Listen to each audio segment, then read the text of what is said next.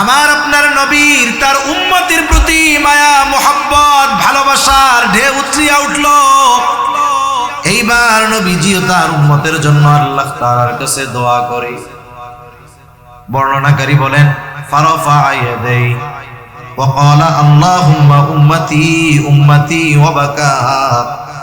নবীজি দুই হাত উঁচু করে অজর ধারায় কান্না করতেছেন আর বলেন আল্লাহুম্মা উম্মতি উম্মতি, আয় আল্লাহ আমার উম্মত আমার উম্মত।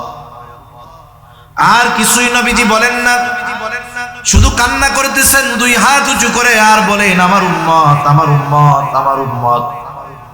আল্লাহ তাআলা জিবরাইল আলাইহিস সালামকে বলে যাও মুহাম্মদ কেন কান্না করে, কান্নার কারণ জিজ্ঞাসা করো। জিবরাইল আলাইহিস সালাম চলে আসছে, এসে বলে আপনি কেন কান্না করেন, যদিও আপনার কান্নার কারণ আল্লাহ তাআলা জানেন। এরপরেও তিনি শুনতে চান, জানতে চান কেন কান্না করেন। নবীজি এইবার উম্মতের ব্যাপারে প্রাণ খুলে সব কথা জিবরাইল আলাইহিস সালাতু ওয়াস সালামের কাছে বললেন। জিবরাইল আলাইহিস সালাম আল্লাহর কাছে গিয়ে বললেন, আল্লাহ তাআলা বলেন যাও আমার হাবিব মুহাম্মদকে জানিয়ে দাও আমি অচিরেই তাকে তার উম্মতের ব্যাপারে সন্তুষ্ট করব, আমি তাকে তার উম্মতের ব্যাপারে অসন্তুষ্ট করব না। নবীজি যখনই সুযোগ পাইতেন উম্মতের প্রতি তার দরদ মায়া মোহাব্বত কেমন এর বহিঃপ্রকাশ ঘটাইতেন। নবীজি কিয়ামত পর্যন্ত যত উম্মত দুনিয়ায় আসবে সকলের প্রতি ভালোবাসার বার্তা নবীজি পৌঁছায় গেছেন। সুবহানাল্লাহ বলেন। রাসূল আকরাম সাল্লাল্লাহু আলাইহি ওয়াসাল্লাম একদিন বলতেছে সাহাবায়ে কেরামের সাথে, নবীজি বলেন আমার ভাইদেরকে দেখতে মন চায়। সাহাবায়ে কেরাম বলে ইয়া রাসূলুল্লাহ আমরা কি আপনার ভাই নই? নবীজি বলেন না, তোমরা হইলা আমার সাথী, তাহলে আপনার ভাই কারা? নবীজি বলেন আমার পরে যারা আমাকে না দেখে ঈমান আনবে তারাই হলো আমার ভাই। রাসূলুল্লাহ সাল্লাল্লাহু আলাইহি ওয়াসাল্লামের এই দরদ মায়া মোহাব্বত যাদের দ্বারা আঘাতপ্রাপ্ত হয়েছেন তাদের উপরেও ছিল, যেই উম্মতের দ্বারা রক্তাক্ত হয়েছেন তাদেরকেও তিনি বদদুয়া দেন নাই। মোহাব্বতের কারণে ভালোবাসার কারণে নবীজি যখন তায়েফে গেছে, মক্কার মানুষ ঈমান আনে না, নবীজির কথা শুনে না। নবীজি চলে গেছেন তায়েফে গিয়া দাওয়াত দিচ্ছেন, বলো লা ইলাহা ইল্লাল্লাহ তুফলিহু, বলো লা ইলাহা ইল্লাল্লাহ তোমরা সফল হয়ে যাইবা। রাসূল আকরাম সাল্লাল্লাহু আলাইহি ওয়াসাল্লামের সাথে হযরত যায়েদ রাদিয়াল্লাহু তাআলা কাফেররা দলবদ্ধভাবে নবীজিকে পাথর নিক্ষেপ করা শুরু করলো। একদল যদি একসাথে পাথর মারে মোটামুটি এটাকে পাথর বৃষ্টি বলা যায়। নবীজির গায়ে আঘাত করতেছে, পাথরগুলো পড়ে। হযরত যায়েদ রাদিয়াল্লাহু তাআলা আনহু একা ঠেকায়া পারেন না, নবীজির গা দিয়ে রক্ত বেয়ে বেয়ে পড়তেছে। কি পরিমাণ রক্ত নবীজির গা দিয়ে পড়েছে, কি পরিমাণ ক্ষত নবীজির গায়ে হয়েছে। আয়েশা সিদ্দিকা রাদিয়াল্লাহু তাআলা আনহা নবীজির গায়ে দাগ দেখে বলতেছে ইয়া রাসূলুল্লাহ আপনার কি কখনো বসন্ত হয়েছিল নাকি? নবীজি বলেন না বসন্ত হয় নাই। তাহলে দাগ দাগ দেখা যায়, এগুলো কিসের দাগ? নবীজি বলেন আয়েশা তায়েফে যখন দাওয়াত দিতে গিয়েছিলাম তায়েফের মানুষ আমাকে যেই পাথর নিক্ষেপ করেছিল এইগুলো হলো তাদের নিক্ষিপ্ত পাথরের আঘাতের দাগ। তার মানে পাথরগুলো শুধু বড় ছিল না, ধারালো ছিল। রাসূল আকরাম সাল্লাল্লাহু আলাইহি ওয়াসাল্লামের দেহ বেয়ে বেয়ে রক্ত পড়তেছে, গায়ের পোশাক পরিপূর্ণ ভিজে গেছে। এবার রক্ত বেয়ে বেয়ে জুতার মধ্যে ঢুকতেছে, এত পরিমাণ রক্ত জুতার মধ্যে রক্ত শুকায়া জুতা পায়ের সাথে আটকে গেছে। স্বাভাবিক আমরা যখন ব্লাড ডোনেট করি অনেক সময় 100 গ্রাম 150 গ্রাম রক্ত দেহ থেকে বের করে 200 গ্রাম, অনেকে 2-3 ঘন্টা উঠতে পারে না, নড়তে পারে না। নবীজির গা বেয়ে রক্ত পড়েছে।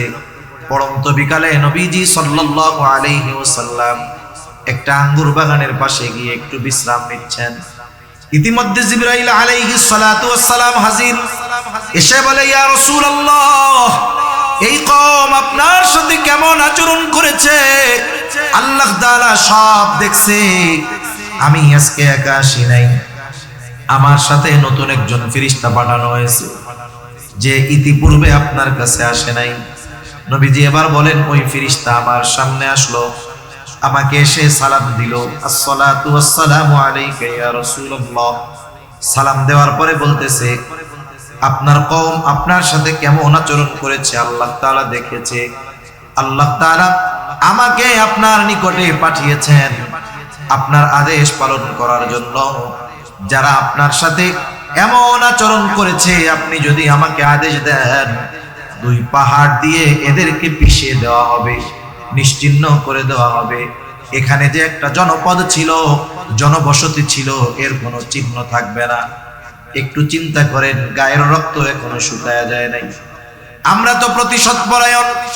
10 বছর আগে কেউ যদি আমাকে কথার দ্বারাও কষ্ট দিয়ে থাকে, 10 বছর পরে যদি আমি একটু পাওয়ার পাই, ক্ষমতা পাই, আমি আমার পাওয়ার ক্ষমতাকে কাজে লাগিয়ে ওই 10 বছর আগের কথার প্রতিশোধটাও তুলে নেওয়ার চেষ্টা করি।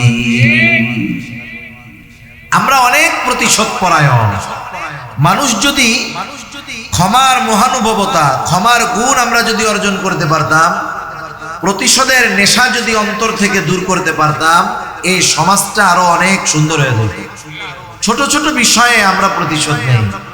মানুষ তো ছোট ছোট বিষয়ে মানুষকে খুন করে ফেলতেছে। জামানা তো এরকম। কয়েকদিন আগে এক খবরে দেখলাম, এক দোকানদার বাকি পায়, দোকানদার পাওনা চাইতেই পারে, 5 টাকা না 10 টাকা পায়। এটা কেন চাইলো ওনার কাছে? ওনার পাওয়ার আছে। এটাকে কেন্দ্র করে কথা কাটাকাটি, দ্বন্দ্ব, এক সময় তাকে মেরেই ফেলেছে। অবস্থাটা চিন্তা করে আল্লাহু আকবার। সেজন্য প্রতিশোধ পরায়ণ ছিলেন না আমার আপনার নবী। কাফেরদের ব্যাপারেও নবীজি প্রতিশোধ পরায়ণ ছিলেন না। নবীজির কাছে যারাই ক্ষমা চেয়েছে, নবীজি মাফ করে দিয়েছে। আল্লাহ সুবহানাহু ওয়া তাআলার পক্ষ থেকে এই হায়াত, এই যে রমজান আমরা পাচ্ছি, এটা বড় একটা নিয়ামত।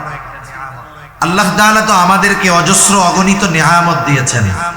কত নিয়ামত আল্লাহ দিয়েছেন, দুনিয়ার কোনো হিসাব রক্ষক কিয়ামত পর্যন্ত হায়াত পেলেও আল্লাহ প্রদত্ত নিয়ামতের হিসাব করে শেষ করতে পারবে? আল্লাহ তাআলা কোরআনুল কারীমের মধ্যে বলেন, ওয়া ইন তাউদ্দু নি'মাতাল্লাহি লা তুহসুহা। আল্লাহ রাব্বুল আলামিন বলেন, তোমরা যদি আল্লাহর নিয়ামত সমূহ গণনা করো, হিসাব করতে পারবা না। আল্লাহ তাআলা অগণিত নিয়ামত দিয়েছেন। এই জন্য আল্লাহ তাআলার নিয়ামত গুলো কম দামি বিষয়টা এমন নয়, বরং আল্লাহ তাআলা আমাকে আপনাকে এমন কিছু নিয়ামত বিনা চাওয়ায়, বিনা টাকায় দিয়েছেন। ওই বিষয়গুলো যদি আমাকে আপনাকে টাকা পয়সা দিয়ে কেনা লাগতো, বেঁচে থাকা সম্ভব হতো না। স্বাভাবিকভাবে বাজারের অবস্থা কেমন হয়, যারা বাজার করেন তারা বুঝবেন। স্বাভাবিক শীতকালীন সময়, শীতের সময় বাজারে সবজি বেশি পাওয়া যায়, এই জন্য দাম কম থাকে। ঢাকায় মাঝে মধ্যে দেখি গরমের সময়, গ্রীষ্মকালে 1 কেজি টমেটোর দাম হয় 300, 350 টাকা, 400 টাকা। কিন্তু যখন শীতকাল আসে, 3, 4, 5, 6 মাসের ব্যবধান, যখন উৎপাদন হয়, চাষ হয়, চাষাবাদ হয়, শীতকালে যেই টমেটো 1 কেজি 400 টাকা দিয়ে কেনা লাগতো, সিজনে সেইটা 1 মনও কেউ 400 টাকা দিয়ে কেনে না। বাজারের সিস্টেম হলো, বাজারে যখন অ্যাভেলেবেল আছে, বেশি আছে, দাম কম। যেটা অ্যাভেলেবেল নয়, কম পাওয়া যায়, সেটার দাম চাহিদার কারণে বেশি। কিন্তু আল্লাহ তাআলার প্রদত্ত নিয়ামত গুলো এমন নয়, অগণিত বিধায় কম দাম এমন নয়, বরং আল্লাহ তাআলা দামি দামি নিয়ামত আমাকে আপনাকে বিনা টাকায়, বিনা চাওয়ায় দিয়েছেন।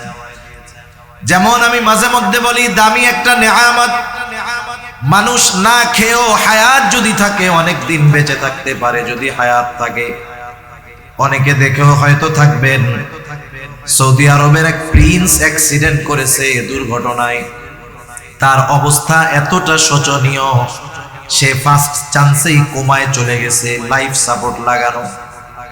একটা মানুষ কোমায় যাওয়া, লাইফ সাপোর্ট লাগানো মানে তার জীবনের শুধু শ্বাসটা বন্ধ হতে বাকি। না তার কোনো সেন্স আছে, না কোনো ব্যালেন্স আছে। সে না খেতে পারে, না নিজে কোনো অনুভূতি প্রকাশ করতে পারে, না নড়াচড়া করতে পারে, তার খাওয়ার কোনো উপায় নাই, প্রস্রাব পায়খানার কোনো উপায় নাই। 17 বছর এক অবস্থায় পার হয়ে গেছে, ভাতও খায় নাই, রুটিও খায় নাই, শুধুমাত্র নল দিয়ে তাকে কিছু তরল পানীয়, স্যালাইন জাতীয়, পানি জাতীয় কিছু খাবার তার ভেতরে পৌঁছায় দেওয়া হচ্ছে। ওই অবস্থায়, ওই শোচনীয় অবস্থায়, ভাতবিহীন, রুটিবিহীন, গোশতবিহীন, খাদ্যবিহীন 17 বছর ওকে যিনি বাঁচিয়ে রেখেছেন তিনি কে? তাহলে একটা বিষয় আমরা নিশ্চিত হলাম, খাবারের কারণে যে মানুষ বেঁচে থাকে তা নয়। মূল বিষয়টা হলো হায়াত। হায়াত যদি না থাকে কেউ বেঁচে থাকবে না, এটাই স্বাভাবিক। তবে আল্লাহ তাআলা কিছু জিনিসকে মানুষের বেঁচে থাকার জন্য কম্পালসারি করে দিয়েছেন, যেটা লাগবেই লাগবে। মানুষ ভাত না খেয়ে, রুটি না খেয়ে, পানি পান করেও হায়াত থাকলে বেঁচে থাকতে পারে দীর্ঘদিন। কিন্তু বলেন তো, কোনো মানুষ যদি অক্সিজেন গ্রহণ করতে না পারে অথবা কার্বন ডাই অক্সাইড না ছাড়তে পারে, এই মানুষটা 2, 4, 5, 6 দিন বেঁচে থাকতে পারবে নাকি? আছে আপনাদের এলাকায় কেউ যে না হুজুর 2, 4, 5 দিন তার অক্সিজেন নেওয়া লাগে নাই, আলহামদুলিল্লাহ বেঁচে আছে? গোটা দুনিয়ায় 2, 4 জন আছে? নাই। অথচ এই জিনিসটা যদি মানুষের থেকে মাত্র 5 মিনিটস আলাদা হয়ে যায়, মাত্র 5 মিনিট যদি তার থেকে অক্সিজেন বিচ্ছিন্ন হয়ে যায়, চিকিৎসা বিজ্ঞান বলে সে আর বেঁচে থাকতে পারবে না। যারা চাকুরিজীবী তাদের হিসাবের একটা লিমিট আছে। মাসে সে স্যালারি পায় 30,000, মাসের 5 তারিখে, 7 তারিখে, 10 তারিখে সে বেতন পায়। তার জীবনের একটা স্কেল আছে, নিয়মতান্ত্রিকতা আছে। সে মন চাইলেই যেমন খুশি তেমন খরচ করতে পারে না, স্টেপ বাই স্টেপ তাকে খরচ করতে হয়। কিন্তু অনেক সময় দেখা যায় শরীর অসুস্থ, মা অসুস্থ, বাবা অসুস্থ, এক্সট্রা কিছু পয়সা খরচ হয়ে গেছে। এদিক দিয়ে চাউলের বস্তা প্রায় শেষের দিকে, যেই পরিমাণ টাকা, যেই পরিমাণ বাজার তার ঘরে আছে, হয়তো 10 দিন যেতে পারে, কিন্তু বেতন পাইতে দেরি আরো 15 দিন। 10 দিনের খাবার এখনো ঘরে আছে, তবে বেতন পাইতে বাকি আছে 15 দিন। যারা চাকুরিজীবী ওই চিন্তা করে তাদের কপালে ভাঁজ পড়ে যায়, চিন্তা চলে আসে যে বাকি 5 দিন বেতন পাওয়ার আগ পর্যন্ত কেমনে চলবো। 10 দিনের খাবার ঘরে থাকার পরেও পরের 5 দিনের জন্য টেনশনে ঘুম আসে না। কিন্তু বলেন তো, আমি আপনি কোনোদিন এই চিন্তা করেছি নাকি? রাতের বেলায় শোবার সময় কোনোদিন আমি আপনি হয়তো এই চিন্তা করি নাই, এখন তো ঘুমাইতে গেলাম, সকালে যদি অক্সিজেন না পাই কেমনে বেঁচে থাকবো? এই চিন্তা আমিও করি না, আপনারাও করেন না। কেন আমাদের করা লাগে না? কারণ বেঁচে থাকার জন্য এই অমূল্য, অপরিহার্য অক্সিজেন অতি সহজে আমাদের জন্য যিনি ব্যবস্থা করে দিয়েছেন তিনি কে? এটা একটা দামি নেয়ামত, তবে এটা সবচেয়ে দামি নেয়ামত নয়। সবচেয়ে দামি নেয়ামত হলো ঈমান। দামি দামি নেয়ামত গুলোর মধ্যে আমরা একটা নেয়ামত পেয়েছি, সেটা হলো মুহাম্মাদুর রাসূলুল্লাহ সাল্লাল্লাহু আলাইহি ওয়াসাল্লাম। নবীজি আমাদের জন্য আল্লাহ তাআলার ঘোষণা, বিশেষ অনুগ্রহ।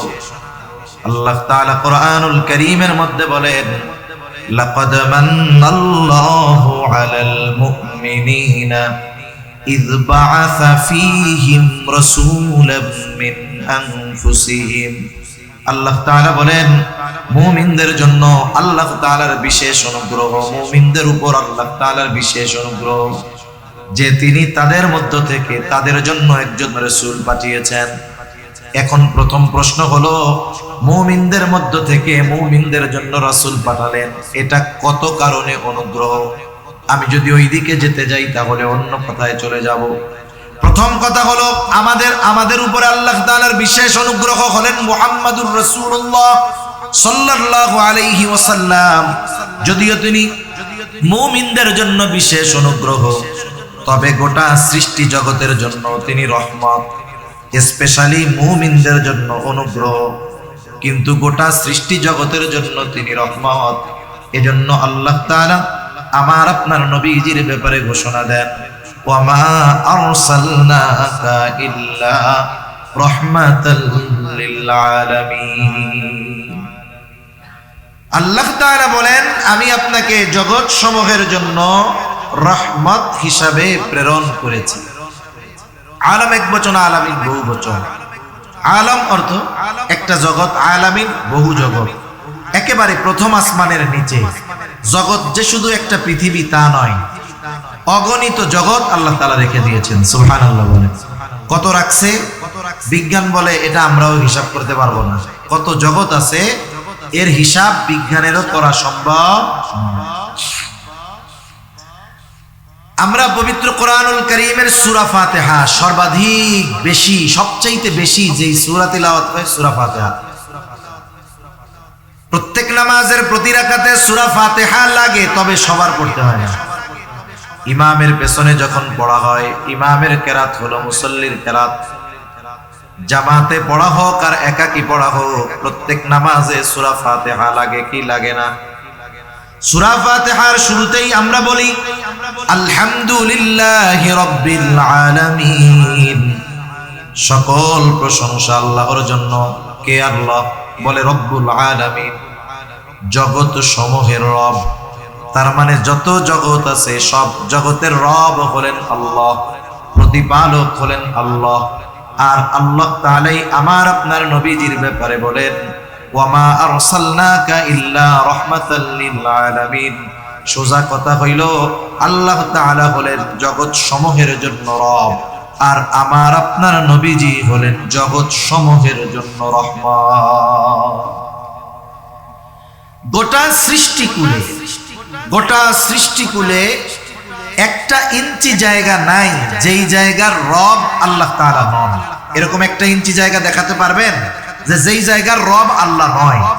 আছে এরকম একটা জায়গা? গোটা সৃষ্টিকুলে একটা ইঞ্চি জায়গা এমন নাই যেই জায়গার রহমত মুহাম্মাদুর রাসূলুল্লাহ নন। আল্লাহ তাআলা যেই জায়গার রব, আমার আপনার নবীজিও সেই জায়গার জন্য রহমত। সুবহানাল্লাহ বলেন। এই কারণে কাফেররাও নবীজির কারণে উপকৃত হয়েছে। চূড়ান্ত পর্যায়ের অবাধ্য হওয়ার পরেও আল্লাহ তাআলা তাদেরকে সমূলে ধ্বংস করে দেন নাই। কাফেররা উপকৃত হয়েছে নবীজি রাহমাতুল লিল আলামিন হওয়ার কারণে। রাসূল আকরাম সাল্লাল্লাহু আলাইহি ওয়াসাল্লাম রাহমাতুল লিল আলামিন। উপকৃত শুধু মুমিনরা হয় না, গোটা সৃষ্টি জগতের সকলেই হয়। আবু জেহেল কাফেরদের সর্দার, নবীজির সামনে এসে সহিহ মুসলিমের হাদিস, নবীজির সামনে এসে নবীজিকে শোনায়া আল্লাহ তাআলার কাছে দোয়া করে বলে, আল্লাহ আপনি যদি সত্যই এই কোরআন মুহাম্মাদের উপরে নাজিল করে থাকেন, তাইলে আমাদের উপরে পাথর বর্ষণ করেন অথবা যন্ত্রণাদায়ক শাস্তি দেন। নবীজিকে শোনায়া আল্লাহর কাছে দোয়া করতেছে। ওর যদি এই দোয়াটা করতেই মন চাইতো, নবীর সামনে করার কি দরকার ছিল? একাকি আল্লাহর কাছে করলেই তো হইতো। নবীর সামনে বলার কারণ কি? কারণ আছে না নাই? নবীকে শোনায় আল্লাহরে বলতেছে মানে কি? নবীরে টিটকারি করতেছে। আল্লাহ আপনি লোক আর পান নাই কোরআন নাজিল করার, এর উপরে করছেন। আমি হইলাম গোত্রপতি, সর্দার, নেতা, আমার এত লোকজন আছে, টাকা পয়সা আছে, আপনি কোরআন আমার উপরে নাজিল করবেন? লোক আর পান নাই, ওই মুহাম্মাদের উপরে করছেন। মানে খোসা দিয়া টিটকারি করে ছোট বানানো নবীজিকে কথার দ্বারা আঘাত করে কষ্ট দেওয়া হলো মূল উদ্দেশ্য। না হলে কেউ চায় না যে তার উপরে আযাব আসুক। আবু জেহেল যখন আল্লাহর কাছে বলতেছে যে আপনি আমারে পাথর বর্ষণ করেন, নাইলে যন্ত্রণাদায়ক শাস্তি দেন, কি মনে হয় আজরাইল যদি আইসা বলতো তোর মরতে মন চায়, আয় তোরে সাইজ করি, তখন কি কইতো? দূর এমনি কইছে। তখন আর মরতে চাইতো না, তখন বলতো কি যে এটা এমনি বলছি। আমাদের সমাজে কিছু মানুষ আছে, মানুষ আসলে সমাজে কেউ কারো শত্রু হইতে শত্রুতা করা লাগে না। আমার সাথে আপনার সাথে অন্যের সাথে কোনোদিন কোনো মুখ কালাকালি হয় নাই, ওই লোকটাও আপনার শত্রু হয়ে যাইতে পারে। যেই রোগের কারণে হয় সেই রোগের নাম হলো হিংসা। সেই রোগের নাম কি? হিংসা। দেখা গেল ওই ব্যক্তির চাইতে আল্লাহ তাআলা আপনাকে সম্মানিত করছে বেশি, সম্পদ দিছে বেশি। আগে আপনার ওই লোকের কাছে আপনি মুখাপেক্ষী ছিলেন দুনিয়ার হিসাবে, আল্লাহ তাআলা এখন আপনারে এত বড় বানায় দিছে, যে মানুষ আপনাকে মহব্বত করে, ভালোবাসে। সমাজের অনেক মানুষের দুশ্মন হওয়ার জন্য আপনার আর কোনো কিছু লাগবে না। এই অগ্রগতি, উন্নতি, সমৃদ্ধি অন্য 10 জনের হিংসার কারণ হয়ে দাঁড়াবে। ঠিক কিনা বলেন? এমনি মনে মনে আপনার শত্রু মনে হবে। সমাজের অবস্থা হলো এইরকম। এখন অনেক সময় এরকম হয়, মনে করেন একজনের ছেলে, একটা মানুষ গরিব, অসহায়, দরিদ্র, একেবারে তার কিছুই নাই। লোকটার ছেলে লেখাপড়া করেছে, পরিশ্রম করেছে, বিসিএস ক্যাডার হয়েছে, বড় অফিসার হয়ে গেছে, এলাকার মধ্যে সে সবচাইতে সম্মানিত তখন।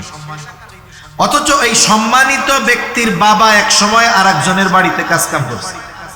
এখন মানুষেরা বলা বলি করে, দেখছো অমুক চাচা এত কষ্ট করতো, মানুষের বাড়িতে কাজকর্ম করতো, আল্লাহ তাআলা তার দিকে তাকাইছে, ছেলেটা বড় অফিসার, এখন আর চাচার কষ্ট হবে না, আমাদের গ্রামের সবচাইতে বড় চাকরিজীবী। এখন এই যে গরিব মানুষের উন্নতি, এটা কি সবার ভালো লাগবে নাকি? ভালো লাগবে না।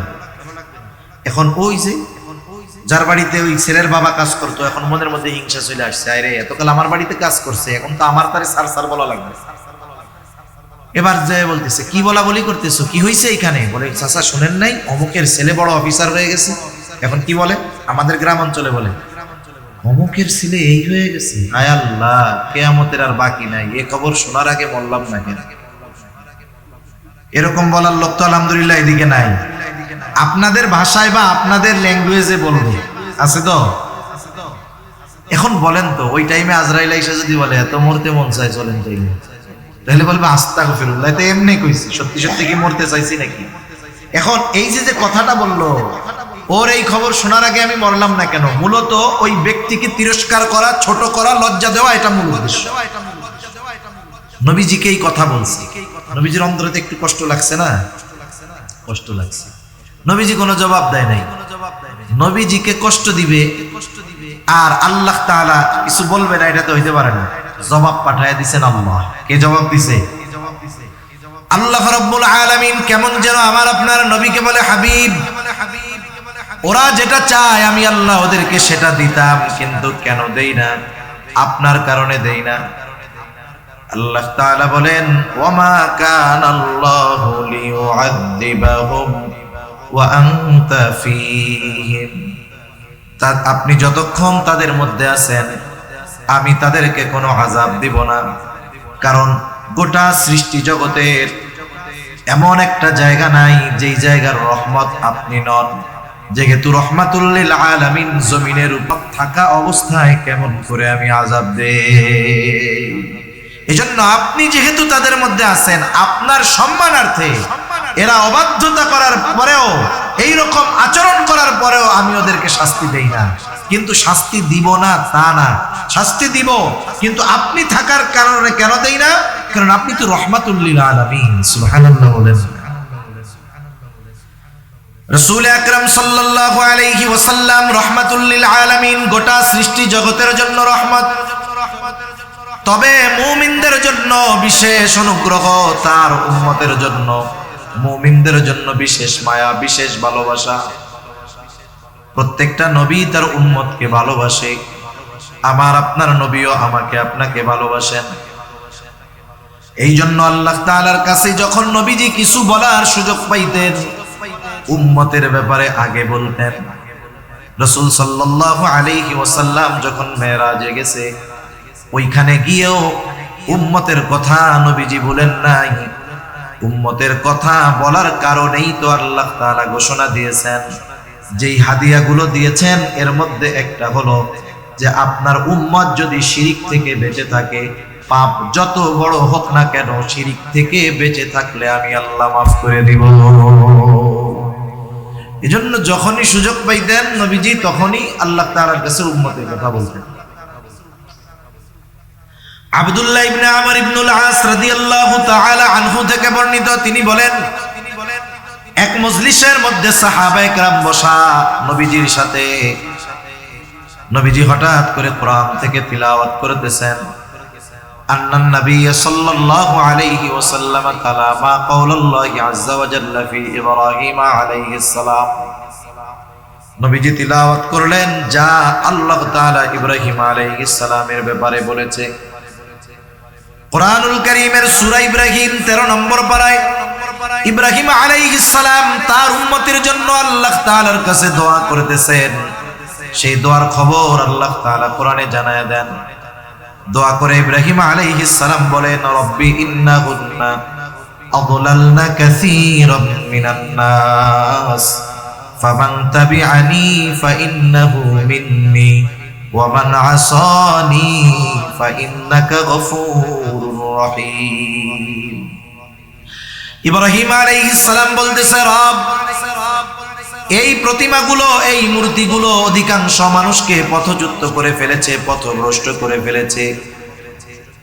ফামান তাবিআনি ফাইন্নাহু মিন্নি, তবে যারা আমার আনুগত্য করেছে তারা তো আমার দলভুক্ত।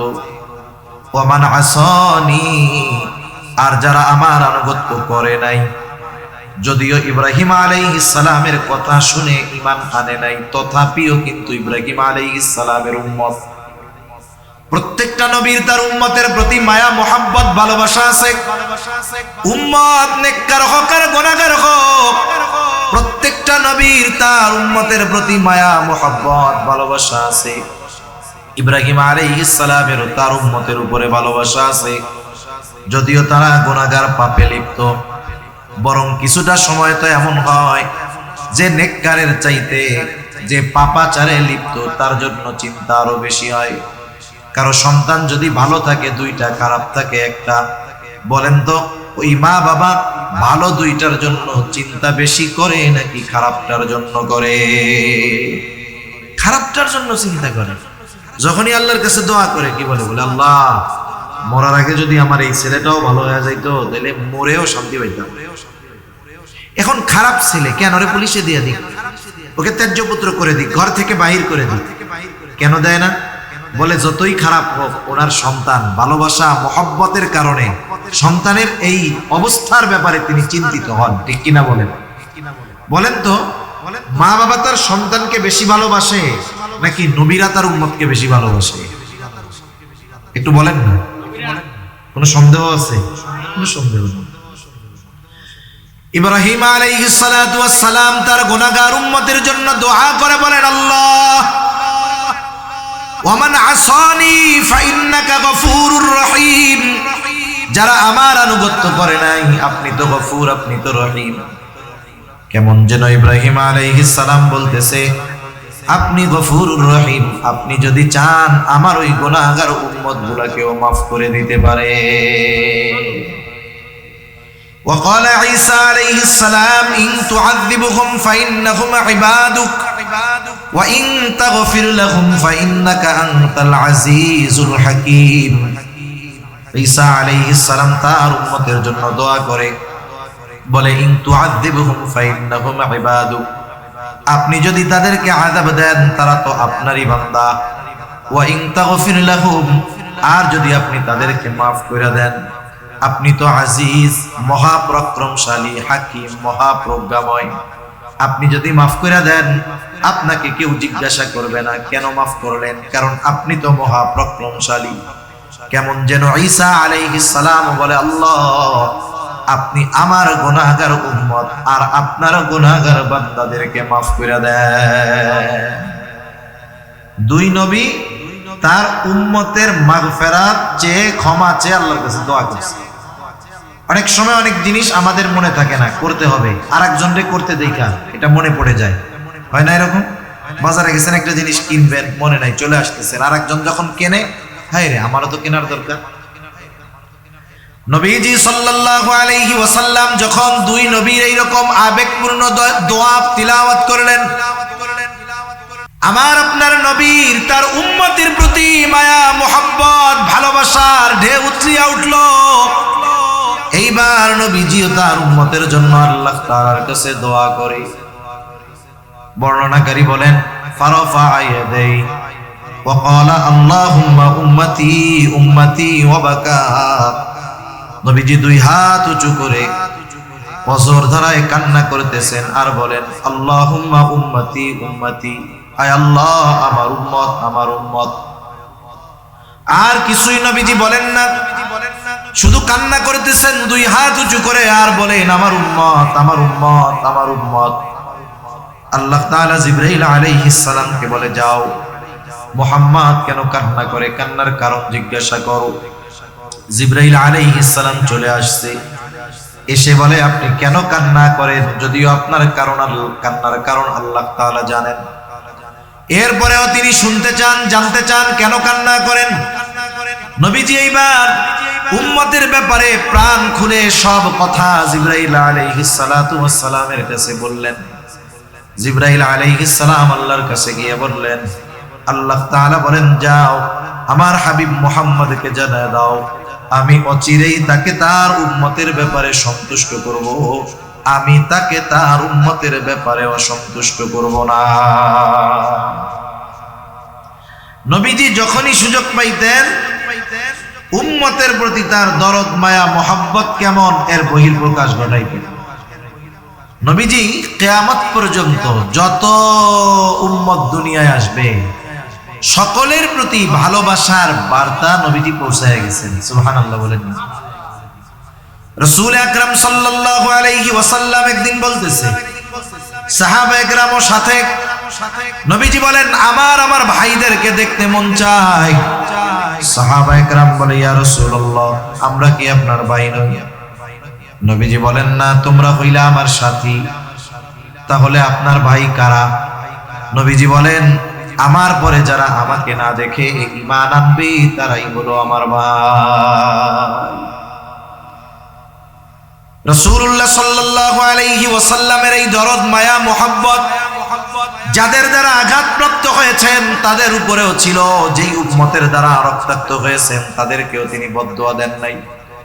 মোহাব্বতের কারণে, ভালোবাসার কারণে নবীজি যখন তায়েফে গেছে, মক্কার মানুষ ঈমান আনে না, নবীজির কথা শুনে না। নবীজি চলে গেছেন তায়েফ। তায়েফে গিয়া দাওয়াত দিচ্ছেন, বলো লা ইলাহা ইল্লাল্লাহ তুফলিহু, বলো লা ইলাহা ইল্লাল্লাহ তোমরা সফল হয়ে যাইবা।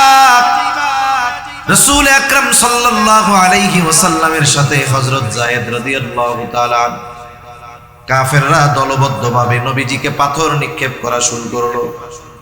একদল যদি একসাথে পাথর মারে মোটামুটি এটাকে পাথর বৃষ্টি বলা যায়। নবীজির গায়ে আঘাত করতেছে, পাথরগুলো পড়ে।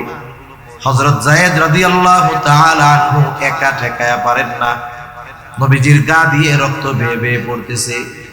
কি পরিমাণ রক্ত নবীজির গা দিয়ে পড়েছে, কি পরিমাণ ক্ষত নবীজির গায়ে হয়েছে। আয়েশা সিদ্দিকা রাদিয়াল্লাহু তাআলা আনহা নবীজির গায়ে দাগ দেখে বলতেছে, ইয়া রাসূলুল্লাহ আপনার কি কখনো বসন্ত হয়েছিল নাকি? নবীজি বলেন না, বসন্ত হয় নাই। তাহলে দাগ দাগ দেখা যায়, এগুলো কিসের দাগ?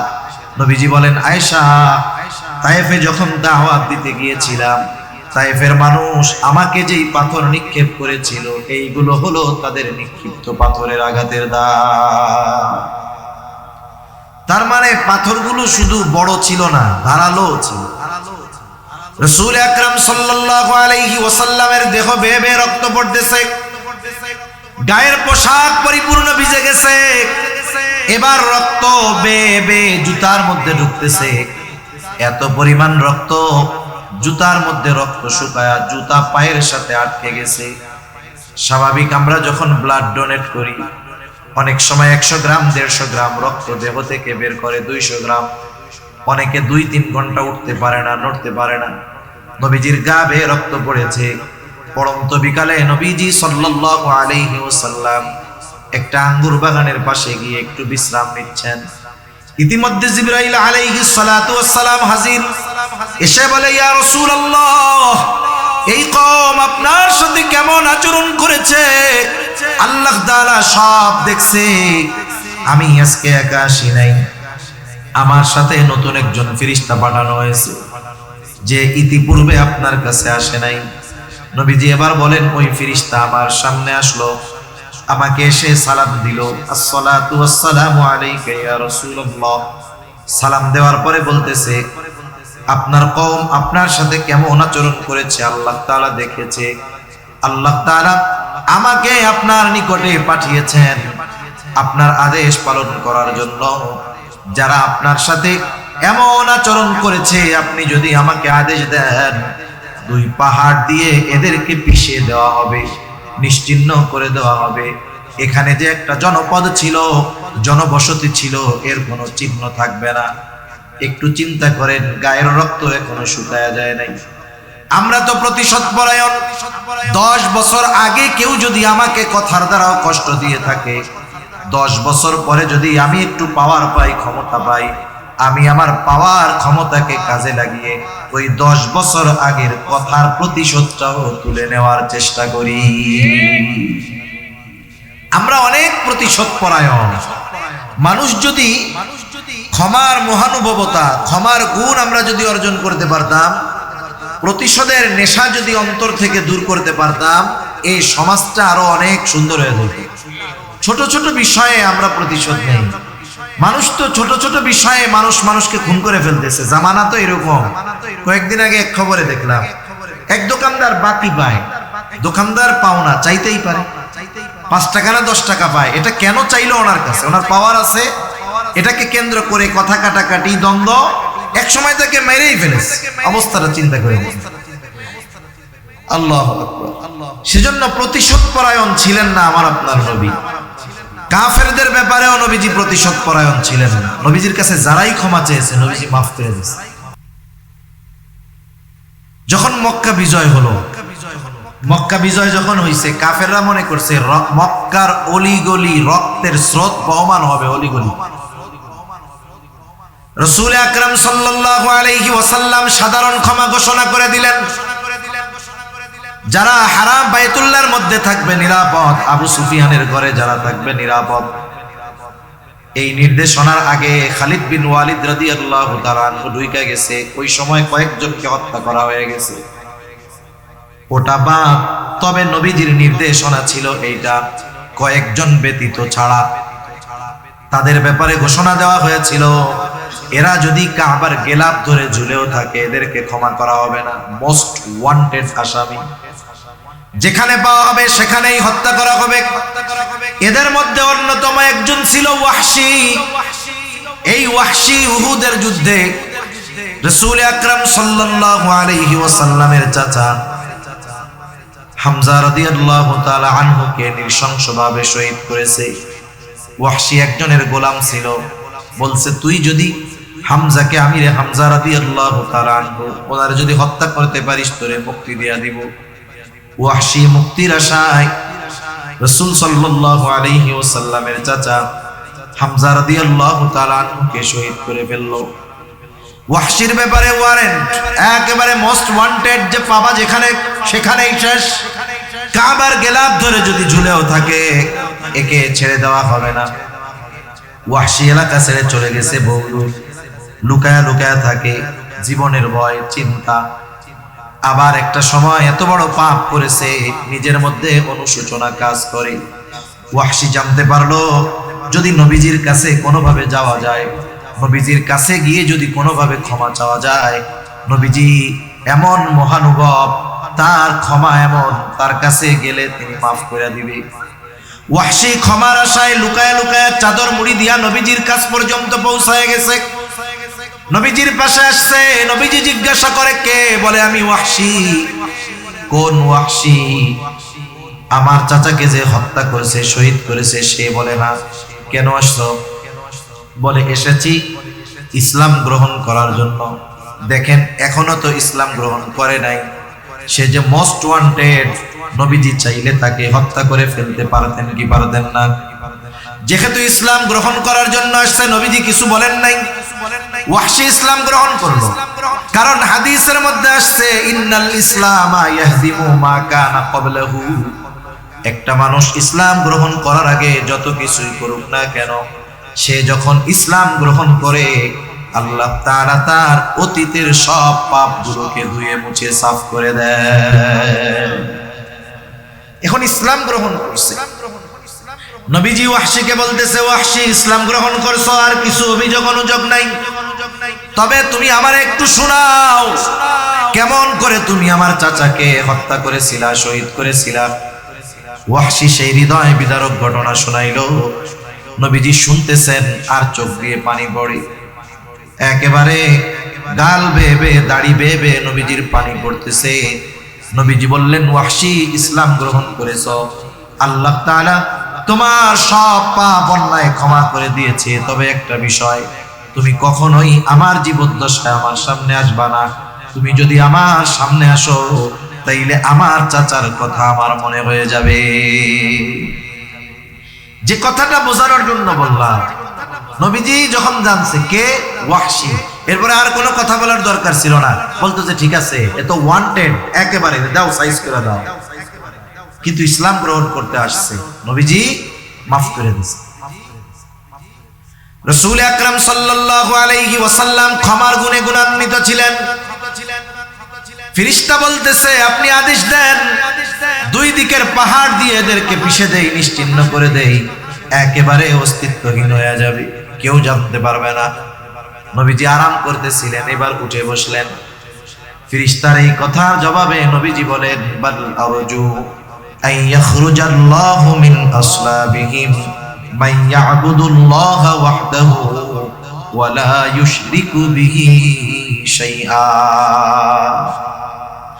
নবীজি বলেন আমি তো এদের ব্যাপারে আল্লাহ তাআলার কাছে এই আশা পোষণ করি যে আল্লাহ তাআলা এদের মধ্য থেকে এমন এক জেনারেশন বের করবে, এমন এক প্রজন্ম বের করবে, এমন এক সম্প্রদায় বের করবে, এমন এক কওম বের করবে যারা এক আল্লাহর গোলামি করবে, তার সাথে কারো শরীক করবে না। চিন্তা করেন, যারা অত্যাচার করেছে, জুলুম করেছে, তাদেরকে শাস্তি দিতে মানা করতেছেন কেন? হয়তো এরা ঈমান আনবে না, কিন্তু এদের মধ্য থেকে এমন মানুষ দুনিয়ায় আসবে যারা এক আল্লাহর ইবাদত করবে। এটা অনাগত উম্মতের প্রতি মুহাব্বত, ভালোবাসার অন্যতম একটা বহির প্রকাশ। সেজন্য নবীজি আমাদের ভালোবাসেন। এ ভালোবাসা যে শুধু দুনিয়ায় তা না, এ ভালোবাসা আখিরাতেও নবীজি সবচেয়ে বেশি ভালোবাসবেন। আচ্ছা, একটা মানুষ একটা মানুষকে ভালোবাসে, কে আমাকে আপনাকে সবচাইতে বেশি ভালোবাসে, এটা নির্ণয় করার একটা পদ্ধতি আছে না? আমরা ছোটবেলায় একটা গল্প পড়ছি, আসলে এক সময় তো গল্প থেকে জীবনের শিক্ষা নেওয়া যাইত। একটা মানুষ একটা গল্প পড়ে আগামীর জন্য নিজেকে গড়ে তুলতে পারতো, স্কুলেও ছিল, কলেজেও ছিল। এখন স্কুল কলেজে কি পড়ানো শুরু হচ্ছে তো আপনাদের আর বলার দরকার নাই, এটা আপনারাই বুঝেন। আগে মানুষ শিক্ষা গ্রহণ করে উন্নত চরিত্রের অধিকারী হতো, আর এখন লেখাপড়া করে চরিত্রহীন হবে। এটাই ডিস্টেন্স, এটাই ডিস্টেন্স। আগে চরিত্র গঠন করত, এখন চরিত্র ধ্বংস হবে, ঠিক কিনা? তা আমরা গল্প, অনেক গল্প করছি। একটা গল্প বইতে পড়ছি না, এমনি পড়ছি, স্মরণ নাই। এই যে এক বন্ধু আর এক বন্ধুর বাড়িতে বেড়াইতে আসছে। এখন দুই বন্ধু, শহরের বন্ধু আর গ্রামের বন্ধু। এখন দুই বন্ধু গেছে ঘুরতে জঙ্গলের মধ্যে। এখন দেখে সামনে একটা ভাল্লুক। ভাল্লুক দেখা গ্রামের বন্ধু এক লাফে ধুমসে গাছের উপরে উঠে গেছে। এখন শহরের বন্ধু তার গাছে উঠতে পারে না, কি করবে? ও ওই জায়গায় মরার ভান ধরছে। এটা গল্প, তো সত্য কিনা আমি জানি না, যে ভাল্লুক নাকি মরা জিনিস খায় না। সে এমন ভাবে শ্বাস প্রশ্বাস বন্ধ করে আছে, ভাল্লুক তার নাক মুখ কানের কাছে সুইকা ডুইকা চলে গেছে, ভাবছে শ্বাস প্রশ্বাস চলতেছে না, এটা মনে হয় মরা। এখন ও তো ওইভাবেই আছে। একটু পরে ভাল্লুক চলে যাওয়ার পরে ওই বন্ধু গাছ থেকে নামছে। নামার পরে জিজ্ঞাসা করতেছে, বন্ধু ভাল্লুক তোমার কানে কি বইলা গেল? ও বলে কি, বিপদে বন্ধু চেনা যায়। ভাল্লুক কি বইলা গেছে? বিপদে বন্ধু চেনা যায়। গল্পটা বাদ দেন, কথাটা তো রিয়েল, তাই না? কথাটা বাস্তব। আপনি মুসিবতে বন্ধু চিনতে পারবেন, কে আপনার কল্যাণকামী, কে আপনাকে মহব্বত করে ভালোবাসে, এটা বিপদে চিনতে পারবেন। আপনার যখন আছে, আপনি যখন আছেন, পাওয়ার আছে, ক্ষমতা আছে, কাঁঠাল পাকলে মাছির অভাব হয় না। যখন পাওয়ার থাকবে কত মানুষ কাছে আসবে, দেখবেন যখন পাওয়ার নাই এটারে সুইপারও গোনায় ধরে না। এর বাস্তবতা আপনাদের বোঝানো লাগবে না, আপনারাও দেখতেছেন, আমরাও দেখি, সব জায়গায় একই অবস্থা। 6 মাস আগেও যার ফুলফিল পাওয়ার ছিল, 6 মাস পরে ফাতিনে দাও তার একটা বকা দেয়। অথচ এইগুলা জুতা ছাটার জন্য কত পয়সা ছিল, ঠিক কিনা বলেন? তার মানে আমি আপনি যদি পাওয়ারে যখন থাকি, কেউ যদি পাওয়ারে থাকে, ক্ষমতায় থাকে, ও যদি মনে করে এরা আমার শুভাকাঙ্ক্ষী, আমি বলবো তাহলে আপনি সবচাইতে বড় ভুলের মধ্যে আছেন। আপনার যখন থাকবে না, আপনি দেখবেন এগুলা কেউ নাই, আপনার মাথায় পিটাইতে হয়ে রাত দ্বিধাবোধ করবে। এখন সবচাইতে বড় কল্যাণকামী বন্ধুকে, যে আমার মুসিবতে আমার পাশে থাকে, আমাকে বিপদে সাহায্য করবে, সকলে চলে যাবে কিন্তু কেউ আমার থেকে যাবে না। যেমন এক্সাম্পল টানতে পারি কি, আপনারা জানেন পাকিস্তানে ইমরান খান, সে ক্রিকেট খেলায় বিশ্বকাপ জিতছে, সেটা ভিন্ন কথা, কিন্তু সে একজন জনপ্রিয় ব্যক্তিত্ব। সর্বপ্রথম যখন তাকে মূলত আমেরিকা তাকে ক্ষমতা থেকে নামিয়ে দিল, আমেরিকা সব সিস্টেম করে ওইভাবে ক্ষমতা থেকে নামাই দিচ্ছে, তখন সংসদে একটা মানুষ, একটা লোক বক্তব্য দিয়েছিল, কেউ ছিল না তার পক্ষে, কিন্তু সে বলিষ্ঠ কণ্ঠে ইমরান খানের পক্ষে বলছে, এখনো সে আছে। তা চিন্তা করেন, মুসিবতে যখন সবাই পাশ থেকে কেটে গেছে, এই লোকটা তার পাশ থেকে যায় নাই।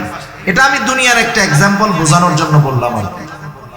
মনে করেন আর একটা এক্সাম্পল, আপনি এখান থেকে শান্তিরহাট গেছেন, আপনার সাথে এমন একজন লোক আছে যে 24 ঘন্টা সজাগ থাকলে, আপনার পাশে থাকলেই বলে আপনারে খুব ভালোবাসি ভাই, আপনারে খুব মহব্বত করি, আপনার জন্য জীবন দিতে প্রস্তুত। এরকম একজন লোক এত ভালোবাসে আপনাকে, আপনি তাকে নিয়ে পটিয়া গিয়েছেন অথবা শান্তিরহাট গেছেন। এখন স্বাভাবিক ওখানে যাওয়ার পরে যে কোনো একটা প্রবলেম আপনার সাথে হয়েছে, কথা কাটাকাটি গ্যাঞ্জাম হয়েছে, আপনি একটা মুসিবতে পড়েছেন। মানুষ যখন মুসিবতে পড়ে তার নজর থাকে আশেপাশে আমার পরিচিত কারা আছে, আমি কাদের হেল্প পেতে পারি, কাদের ডাকলে আমার কাছে আসতে পারে। এখন ওর সাথে তো ওর বন্ধু আছে, ও চিন্তা করছে আমি তো একা না, কমপক্ষে আমার বন্ধু তো আছে। এখন ডাইন পাশে তাকায় দেখে, বাম পাশে তাকায় দেখে, বন্ধু তো বহুদূর, বন্ধুর ছায়াও নাই। মানে আপনি মুসিবতে পড়তে দেরি, মাশাআল্লাহ ও পাশের থেকে দৌড়াইয়া সরতে কোনো দেরি নেই। এখন আবার বাসায় আসছেন, মুসিবতটা আল্লাহ দূর করছে, অন্যরা সাহায্য করছে, মুসিবত শেষ, বাসায় এসে সিএনজি থেকে নামছেন, ও দৌড় দিয়া গলা জড়ায় ধরে বলতেছে, বন্ধু তোমারে খুব ভালোবাসি। এখন বলেন তো কি করবেন? ওরে কি আদর করবেন? টাকা পয়সা দিবেন? লাঠি হাতের কাছে থাকলে এমন পিটানি দিবেন যে চিটিং, মিথ্যাবাদী, প্রতারক, ধোঁকাবাজ। আমি যখন বিপদে পড়ছি, তুই যদি সত্যিই আমাকে মহব্বত করতি, মুসিবতে সব চলে যাইতো, তুই আমার পাশে থাকতি, ঠিক কিনা বলো? তাহলে প্রকৃত কল্যাণকামী, প্রকৃত পক্ষে আমাকে আপনাকে ভালোবাসে সে, যে মুসিবতে আমার আপনার পাশে থাকবে, ঠিক কিনা? দুনিয়ার মুসিবত কোন মুসিবত নয়, আল্লাহর কসম। দুনিয়ার মুসিবত সবার আছে। আমাকে জিজ্ঞাসা করেন, হুজুর আপনার প্রবলেম কি? আমি 100টা সমস্যা বলতে পারবো, আপনিও পারবেন। কত মুসিবত বিপদ আমাদের, বলেন তো। চোখ দুটো যখন বন্ধ হয়ে যাবে, হাজারো মুসিবত যার, তার কোনো মুসিবত আর থাকবে না। সেজন্য দুনিয়ার মুসিবত এটা সাধারণ মুসিবত। সবচাইতে বড় মুসিবত হলো কিয়ামতের দিন। কিয়ামতের ময়দানে সবচাইতে বড় মুসিবতের মুখোমুখি আমাদের হওয়া লাগবে।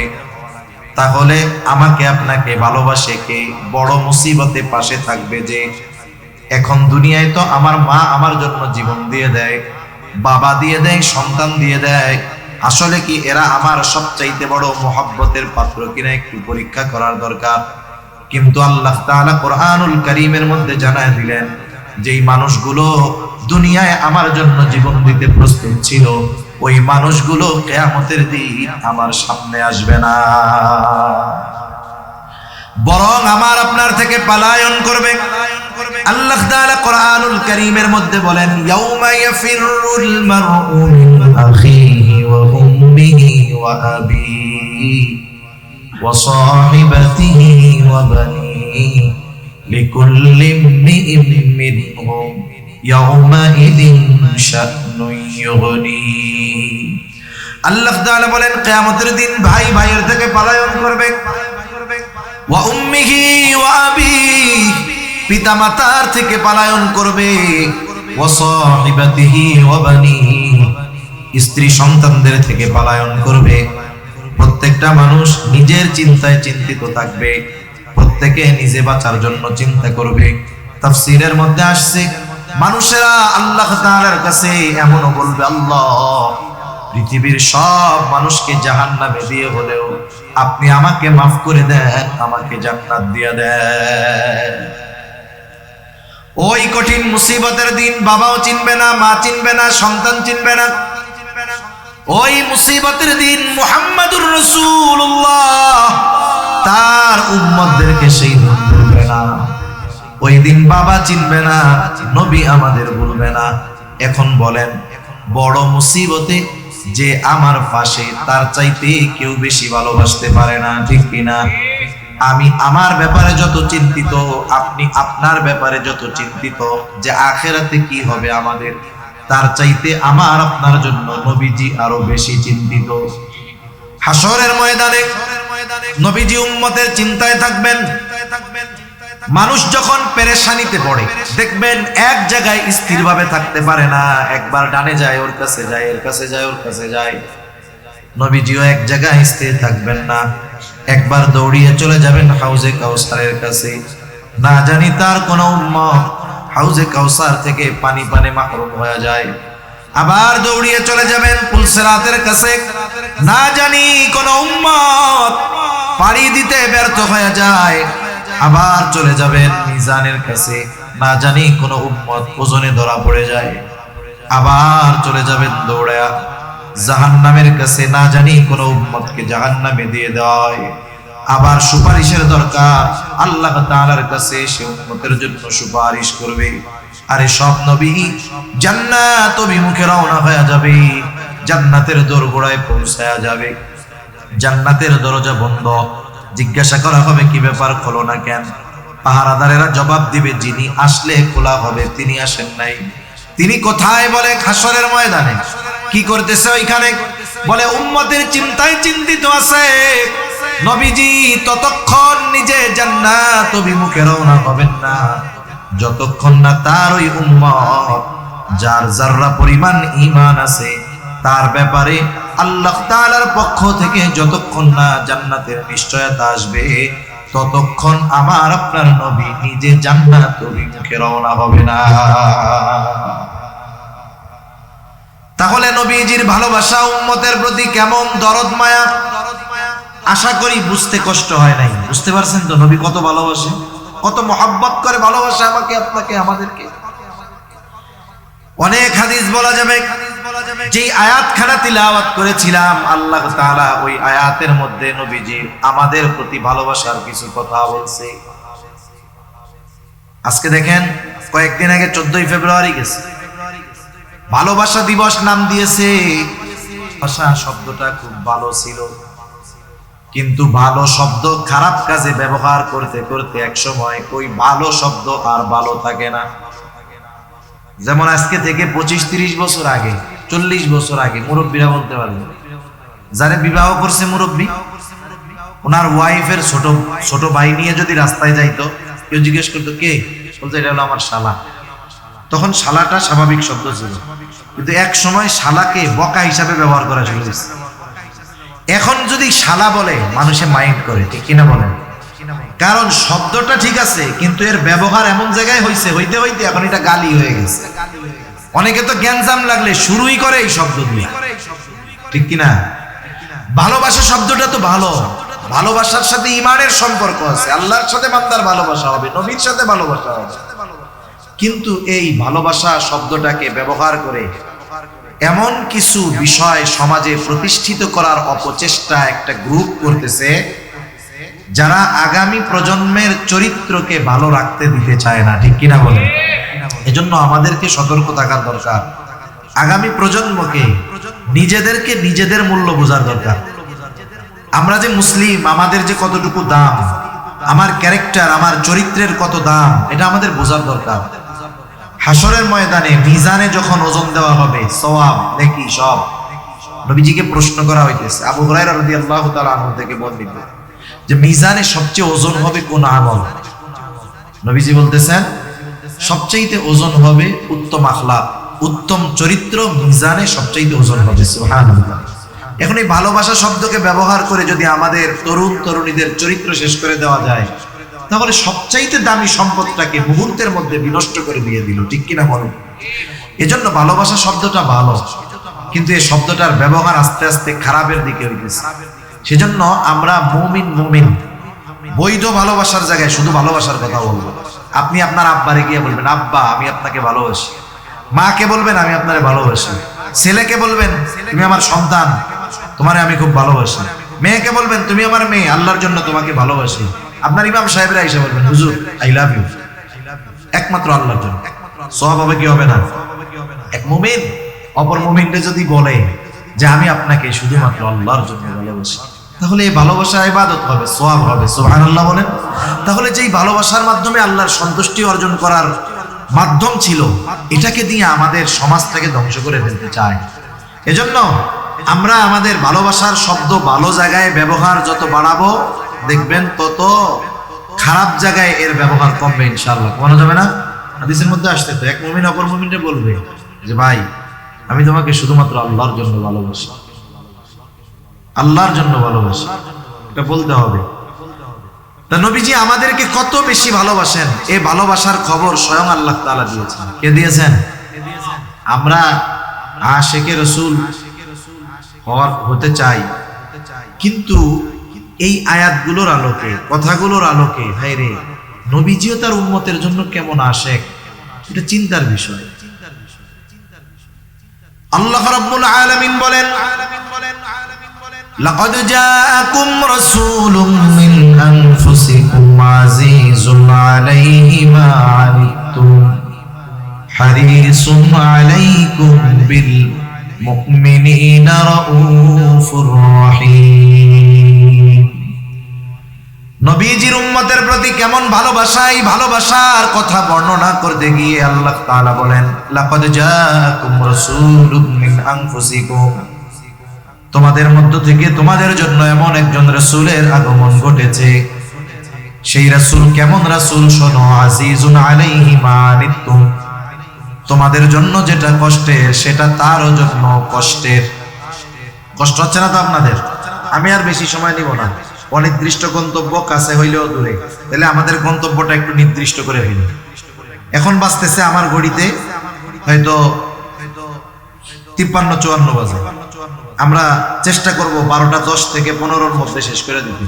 এই 10-20 মিনিট কষ্ট হবে না তো ইনশাআল্লাহ? এটা তাকবীর দেন, নারায়ে তাকবীর। না এইটাতে মনে হইতেছে যে কষ্ট হইতেছে। আপনাদের কষ্ট হইলেও তো আপনারা কষ্ট আমারে বুঝতে দিলেন না, সেজন্য জোরে বলেন নারায়ে তাকবীর। আরেকটু জোরে নারায়ে তাকবীর। মাশাআল্লাহ, মোটামুটি হয়েছে আর কি, পুরোপুরি হয় নাই। এখন আল্লাহ তাআলা আমাদেরকে নবী কেমন ভালোবাসে এটা বোঝানোর জন্য বলতেছেন, তোমাদের জন্য যেটা কষ্টের, তোমরা যাতে কষ্ট পাও, ওই কারণে নবীজিও কষ্ট পায়। আজীব এক ব্যাপার, আমি কষ্ট পাইলে নবীজি কষ্ট পাবে কেন? নবীজি সেই জন্য হলেন সমব্যথী। উম্মতের কষ্ট নবীজির জন্য কষ্টের কারণ হয়। কেন হয়? মনে করেন একজন মানুষ 2 বছরের বাচ্চা আছে, যার এই বিষয়টা তিনি বুঝবেন, যার সন্তান আছে তিনি অনুধাবন করতে পারবে। 2 বছরের বাচ্চা অসুস্থ হয়ে গেছে, প্রচন্ড জ্বর, গায়ে কেমন যেন গা ফেটে যাচ্ছে, জ্বরে আগুনে পুড়ে যাচ্ছে, এমন এমন গরম, চোখ দুটো ছলছল করতেছে, ছোট বাচ্চা। এই জ্বরের তীব্রতায় সে মুখ দিয়ে তার কষ্টের শব্দ বের হচ্ছে। এখন বলেন তো, এই অবস্থায় যদি ওই বাচ্চার পাশে তার মা বাবা বসা থাকে, ওই বাচ্চা জ্বরের অসুস্থতায় যেমন কষ্ট পাবে, তার মা বাবাও কি তার চাইতে কম কষ্ট পাবে নাকি? তার মা বাবা আরো বেশি কষ্ট পাবে। আমরা উপমহাদেশের একজন মুঘল সাম্রাজ্যের প্রথম সম্রাট জহিরুদ্দিন বাবর, ওনার ব্যাপারে আছে যে ওনার ছেলে হুমায়ুন, সে অসুস্থ হয়ে গেছে। হুমায়ুন অসুস্থ হয়ে গেছে, বাবর আল্লাহ তাআলার কাছে দোয়া করতেছে। জহিরুদ্দিন বাবর উনি খুব ভালো ছিলেন, কিন্তু হুমায়ুন শিয়াদের দ্বারা প্রভাবিত ছিল। কেন? কারণ শেরশাহ সুরির কাছে পরাজিত হয়ে সে যখন পালিয়েছিল, তখন শিয়ারা তাকে প্রটোকল দিয়েছে। আর হুমায়ুনের যে উপদেষ্টা ছিল, সে ছিল শিয়া, যার কারণে হুমায়ুন শিয়াদের দ্বারা প্রভাবিত ছিল। কিন্তু জহিরুদ্দিন বাবরের ইতিহাস যে উনি একজন বুজুর্গ মানুষ ছিলেন, আল্লাহওয়ালা মানুষ ছিলেন। আমরা তো ইতিহাস জানি না, ইতিহাস আমাদের জানা দরকার। কারণ একটা জাতির ভিত গড়ে ওঠে তার অতীতের ইতিহাসের উপরে। যে জাতি তার ইতিহাস জানে না, সে জাতি আগামী গড়তে পারে না। আমাদেরকে তো ফেসবুক, ইউটিউব, টুইটার এগুলো দিয়ে ইতিহাসকে বিকৃত করে আমাদেরকে পড়ানো হয়। আমাদের বইগুলো ইতিহাস বিকৃত হয় না? যেমন দেখেন, আমরা কি বলি? কথায় শুধু কথা বাড়ে। আমরা কি বলি? আমরা বলি আমরা আছি ফিলিস্তিনের পক্ষে। কার পক্ষে? আমরা ইসরায়েলের স্বীকৃতি দেই না। কিন্তু আমাদের ইতিহাস বইয়ের মধ্যে ফিলিস্তিন নামে কোনো দেশই নাই, ম্যাপ একটা আইকে আমরা ইসরায়েলের নাম দিয়ে নিচ্ছি। এটাকে বৈধতা আমাদের পাঠ্যপুস্তকে ইনক্লুড করার মাধ্যমে বোঝা গেল আমরা মুখে একটা বলি, আসলে আমরা আরেকটা করতেছি। এই কথাগুলো খুব আফসোসের সাথে বলতে হয়। বাস্তব ইতিহাস আমাদের জানা দরকার, কারণ যেই বিল্ডিং এর ফাউন্ডেশন ভিত যত মজবুত তত উপরের দিকে ওঠা তার জন্য সহজ। আপনি যদি ফাউন্ডেশন ভালো দেন, আপনি যদি পাইলিং ভালো মতো করেন, তাহলে আপনি বিল্ডিং উপরে উঠাতে পারবেন। আর যদি পাইলিং ভালো মতো করেন নাই, একবার উপর থেকে উঠানো শুরু করছেন, যতই কারুকার্য করেন, সৌন্দর্য করেন, জিপসাম করেন, এই করেন সেই করেন, 2 তলা থেকে 3 তলা যাবে, হালকা একটু ভূমিকম্প হবে, বিল্ডিংও যাবে, বিল্ডিং এ যারা থাকবে তারাও যাবে, ঠিক কিনা? এই জন্য আমরা আমাদের যদি আগামী গড়তে হয়, আমাদের অতীত আমাদেরকে জানতে হয়। 100 বছর আগেও মুসলমানদের যেই সোনালী অতীত ছিল, এই ইসলাম বিদ্বেষীরা 100 বছরের ব্যবধানে মুসলমানদেরকে তাদের প্রকৃত ইতিহাস থেকে বঞ্চিত করে ফেলছে। ইতিহাস বিকৃত কেমনে হয়? যারা স্কুল কলেজে পড়েন, মাদ্রাসা হোক আর স্কুল কলেজ হোক, ইতিহাস বইয়ের মধ্যে দেখবেন মুসলমানদের ইতিহাস যারা লেখছে সব খ্রিস্টান। অমুসলিমেরা মুসলমানদের ইতিহাস লিখেছে। আমাদের খুঁজতে হবে যে কোন মুসলিম দার্শনিক বা ঐতিহাসিক মুসলমানদের ইতিহাস লিখেছে। কারণ শত্রুর হাতে যদি খাতা কলম দিয়ে বলেন যে তুমি তোমার ওই শত্রুর জীবনী লেখো, তাহলে ওখানে পজিটিভের চাইতে সুকৌশলে নেগেটিভ বিষয়টাকে ঢুকিয়ে দেওয়া হবে। আপনি ভালো সব লাগবে না, মনে করেন ইতিহাসবিদ লিখছে যে অমুক সম্রাট খুব ভালো ছিল, 5 ওয়াক্ত নামাজ পড়তো, তারপরে খুব দান দক্ষিণা করতো, গরিবদের উপরে অত্যাচার করতো না, মানুষের সাথে সদাচরণ করতো। এগুলো ভালো গুণ না? ভালো গুণ তো নাকি? ভালো গুণ। এখন এইগুলো লেখার পরে একটা দোষ লেখছে, তবে তিনি কি করতেন? কথার কথা, ওনার যদি কোনো মেয়েকে ভালো লাগতো জোরপূর্বক বিবাহ করতেন। বলেন তো, 50টা ভালো গুণ শোনার পরে লাস্টে যখন এটা শুনলেন, ওই ব্যক্তির ব্যাপারে আপনার আর ভালো ধারণা থাকবে? এর তো ক্যারেক্টারগত প্রবলেম আছে, ওর যত ভালো কিছু থাকুক না, ওর তো ক্যারেক্টার ঠিক নেই। অমুসলিম ঐতিহাসিকরা মুসলমান শাসকদের ইতিহাস ঠিক এইভাবে লিখছে, অনেক ভালো কিছু লিখছে। 1 মণ দুধ, এর মধ্যে নষ্ট করার জন্য 1 মণ গরুর প্রস্রাব দরকার নাই, 2, 4, 5, 10 ফুট দিলেই কেল্লা ফতে, ঠিক কিনা বলেন? এভাবে আমাদের সন্তানদের ইতিহাস পড়ানো হয়। এজন্য আমি দেখেছি যে ইসলামের ইতিহাস নিয়ে পড়ে ও ইসলামের ব্যাপারে প্রাউড ফিল করা তো বহু দূরের কথা, ও আরো ইসলাম বিদ্বেষী হয়। এটা আমি দেখেছি, এজন্য বলতেছি। এজন্য প্রকৃত ইতিহাস আমাদেরকে জানতে হবে। তা কোন কথার থেকে গেলাম আবার এদিকে, আল্লাহই জানে। এই জহিরুদ্দিন বাবা সন্তানের জন্য দোয়া করতেছে যে আল্লাহ আমার সন্তানের অসুস্থতা আমাকে দেন, তাকে আপনি সুস্থ বানায়া দেন। আল্লাহ তাআলা হয়তো তাকদীরে এটা লিখে রাখছে, কিন্তু জহিরুদ্দিন বাবুর ছোট ছিল না, হুমায়ুনও ছোট ছিল না। এইরকম বড় একজন সন্তান, তাকে অসুস্থ দেখে পিতার সহ্য হয় না, এতটা কষ্ট লাগে যে পিতা নিজে সেই অসুস্থতা চেয়ে নেন, আল্লাহ তাআলার কাছে বলেন ছেলেটারে সুস্থ করে দেন। এই যে কেন এটা হয়, বলে মহব্বতের কারণে। সন্তানকে মা বাবা মহব্বত করে বিধায় সন্তান যদি কষ্ট পায়, মা বাবাও কষ্ট পায়। ওই সন্তান তাকে তার মা বাবা যত মহব্বত করুক না কেন, নবীর চাইতে বেশি মহব্বত উম্মতকে যত করেন ততটা করে না। এই জন্য নবী উম্মতের প্রতি মহব্বত ভালোবাসার কারণে উম্মত যেটাতে কষ্ট পায়, নবীজিও সেটাতে কষ্ট পায়। এই কথা আল্লাহ বলতেছেন। আরে আল্লাহ তাআলা বলতেছেন আজিজুন আলাইহি মা আনিতুম। এরপরে আল্লাহ তাআলা বলেন শুধু তাই না, হারিসুন আলাইকুম, তোমাদের জন্য কল্যাণকামী। এর মানে নবীজি সর্বদা উম্মতের কল্যাণ চিন্তা করতেন, কোনটা করলে, কোথায় করলে, কোনটা করলে, কিভাবে করলে উম্মতের কল্যাণ হবে। হাদিসের মধ্যে আসছে, নবীজি বলেন প্রত্যেকটা নবীকে আল্লাহ তাআলা একটা বিশেষ দোয়া করার সুযোগ দিয়েছে, এবং ওই দোয়াটা কবুল করার নিশ্চয়তা আল্লাহ তাআলা দিয়েছেন। নবীজি বলেন সব নবী দুনিয়ায় ওই দোয়াটা তার উম্মতের ব্যাপারে করে ফেলছে, আমি ওই দোয়াটা সংরক্ষণ করে রাখছি, দুনিয়ায় করি নাই। কারণ কি?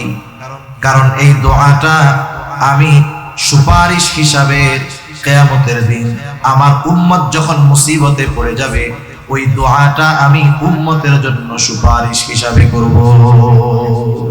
কারণ দুনিয়ায় করলে যে কল্যাণ হবে ওই সময় করলে আমার উম্মতের জন্য আরো বেশি উপকার হবে, এই জন্য আমি দুনিয়ায় ওই দোয়াটা না করে সংরক্ষণ করে রাখছি। সুবহানাল্লাহ।